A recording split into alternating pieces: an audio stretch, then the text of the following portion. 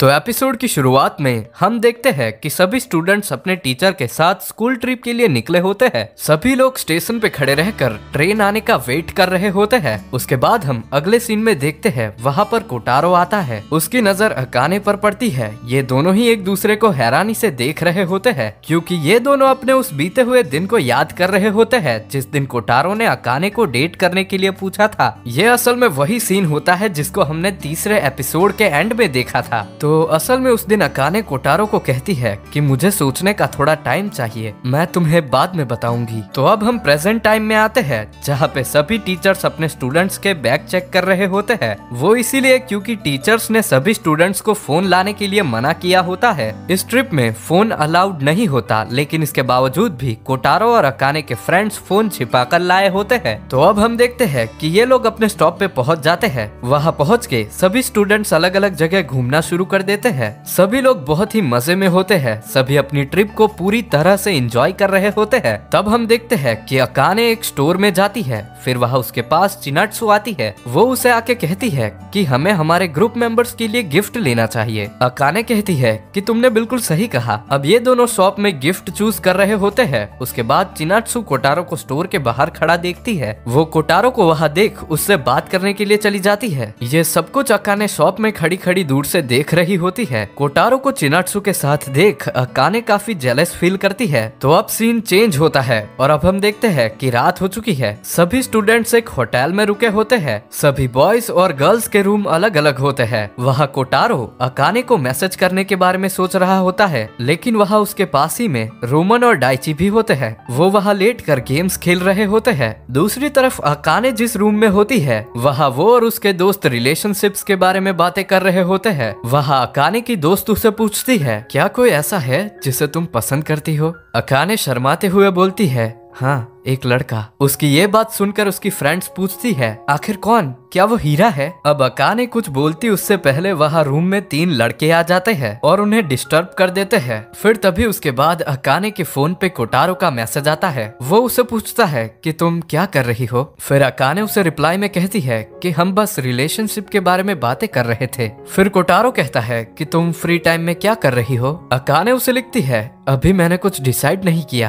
तभी Kotaro reply देने जा ही रहा होता है। उसी वक्त रोमन और डाइची उसे देख लेते हैं। रोमन कोटारो के हाथ से फोन छीन लेता है और वह डाइची कोटारो को कस के पकड़ लेता है और फिर रोमन उसका फोन चेक करने लगता है। रोमन बोलता है, हे एक लड़की। तभी कोटारो जैसे तैसे करके अपना फोन उनसे वापस ले लेता है और वहाँ से बाहर निकल जाता है। फिर वो अकाने को मैसेज लिखता है कि कल 12 बजे डोईमारू डिपार्टमेंट स्टोर के सामने आ जाना। वो मैसेज जैसे ही सेंड करता है उसके टीचर पीछे से आके उसका फोन छीन लेते हैं और वहाँ से चले जाते हैं। अब अगला दिन होता है। उनकी टीचर उन सभी को कहती है, आज शाम तक का टाइम है तुम्हारे पास, इसलिए अपनी स्कूल ट्रिप को अच्छे से एंजॉय करना और अपना ख्याल रखना। अब अगले सीन में हम अकाने और उसकी फ्रेंड्स को देखते हैं। तभी आयरा अकाने को बोलती है, हमारे साथ घूमने आ रही हो या नहीं? लेकिन उस वक्त अकाने कोटारो के मैसेज में खोई हुई होती है। अकाने ने कोटारो के उस मैसेज के रिप्लाई में लिखा होता है, तुम्हारा क्या मतलब है? अब यह कोटारो का फोन टीचर के पास होने की वजह से वो उसको आगे का रिप्लाई नहीं दे पाता, लेकिन यहाँ पे अकाने अभी भी उसके मैसेज का इंतजार कर रही है। अकाने की एक दोस्त उसे कहती है, क्या तुम हमसे कुछ छिपा रही हो?